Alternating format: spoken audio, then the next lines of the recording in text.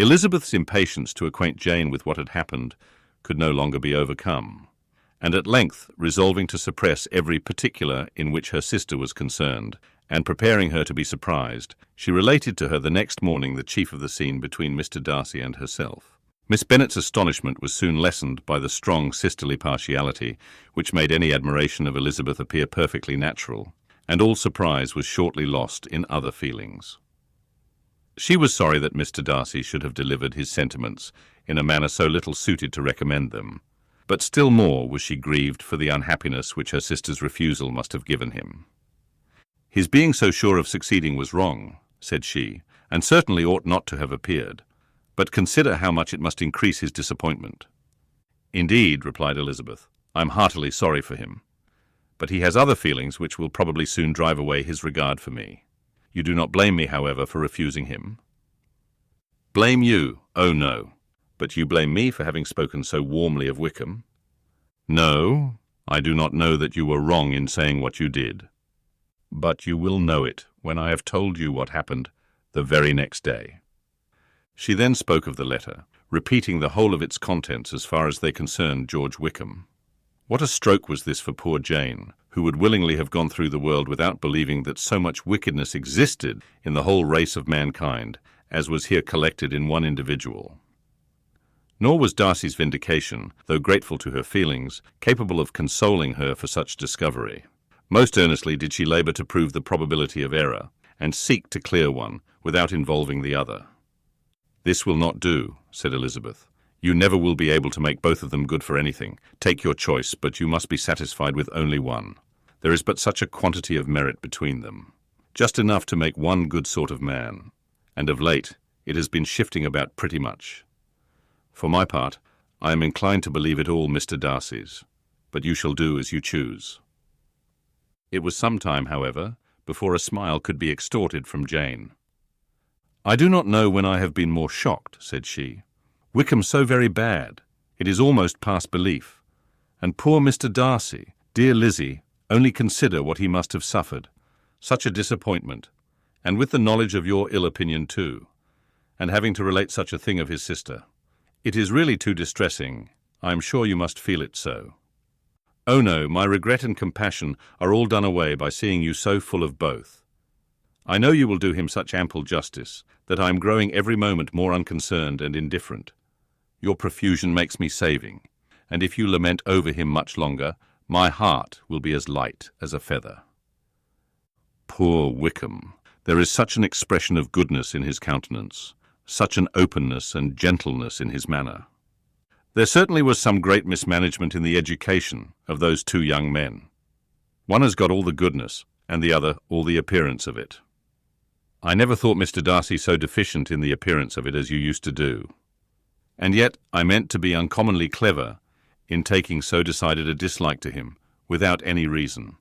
It is such a spur to one's genius, such an opening for wit, to have a dislike of that kind.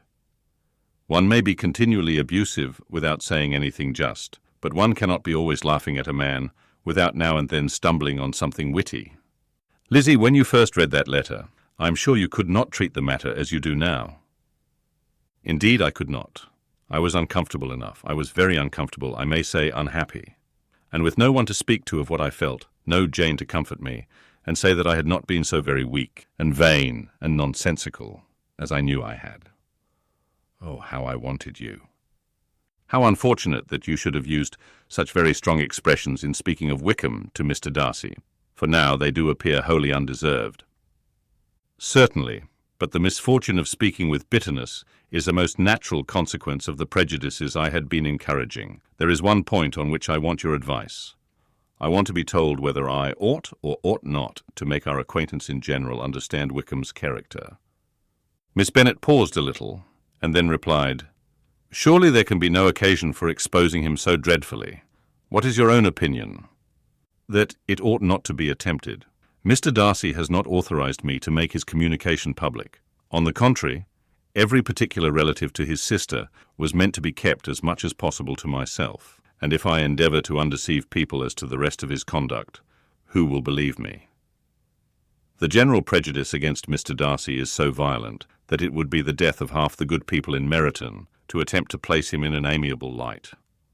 I am not equal to it. Wickham will soon be gone, and therefore it will not signify to anybody here what he really is. Some time hence it will be all found out, and then we may laugh at their stupidity in not knowing it before. At present I will say nothing about it. You are quite right. To have his errors made public might ruin him forever. He is now, perhaps, sorry for what he has done, and anxious to re-establish a character.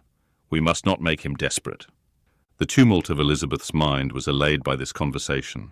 She had got rid of 2 of the secrets which had weighed on her for a fortnight, and was certain of a willing listener in Jane, whenever she might wish to talk again of either. But there was still something lurking behind, of which prudence forbade the disclosure. She dared not relate the other half of Mr. Darcy's letter, nor explain to her sister how sincerely she had been valued by his friend. Here was knowledge in which no one could partake, and she was sensible that nothing less than a perfect understanding between the parties could justify her in throwing off this last encumbrance of mystery. "And then," said she, "if that very improbable event should ever take place, I shall merely be able to tell what Bingley may tell in a much more agreeable manner himself. The liberty of communication cannot be mine till it has lost all its value." She was now, on being settled at home, at leisure to observe the real state of her sister's spirits. Jane was not happy. She still cherished a very tender affection for Bingley. Having never even fancied herself in love before, her regard had all the warmth of first attachment, and from her age and disposition, greater steadiness than first attachments often boast. And so fervently did she value his remembrance, and prefer him to every other man, that all her good sense, and all her attention to the feelings of her friends, were requisite to check the indulgence of those regrets which must have been injurious to her own health and their tranquillity. "Well, Lizzie," said Mrs. Bennet one day, "what is your opinion now of this sad business of Jane's? For my part, I am determined never to speak of it again to anybody.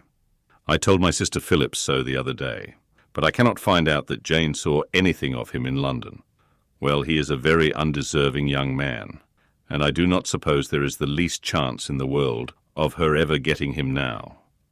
There is no talk of his coming to Netherfield again in the summer, and I have inquired of everybody, too, who is likely to know.